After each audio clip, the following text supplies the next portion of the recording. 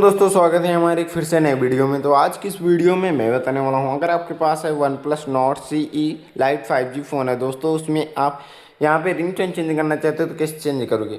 तो ring tone change करने के लिए सेटिंग में आना है। आने के बाद दोस्तों साउंड एंड वाइब्रेशन पे क्लिक करेंगे। इधर करने के बाद नीचे की तरफ स्क्रॉल करेंगे तो रिंग टोन पर क्लिक कर देना है। यहाँ पे क्लासेस रिंग टोन दी गई हैं, जो भी आपको पसंद आती है वो लगा सकते हैं। यहाँ पे देख सकते हैं। बैक आएंगे, बैक आने के बाद यहाँ पे नेचर पे क्लिक करके आप और सारी रिंगटोन देख सकते हैं जो भी आपको पसंद आती है। वन दिस डिवाइस पे क्लिक करके अगर आपकी गैलरी में सॉन्ग पड़े हैं तो उनको भी लगा सकते हो। बैक आएंगे वीडियो रिंगटोन, अगर आपके वीडियो में रिंगटोन है वो उसको भी ऐड कर सकते हो। तो इस तरीके से आप रिंगटोन चेंज कर सकते हो गाइस।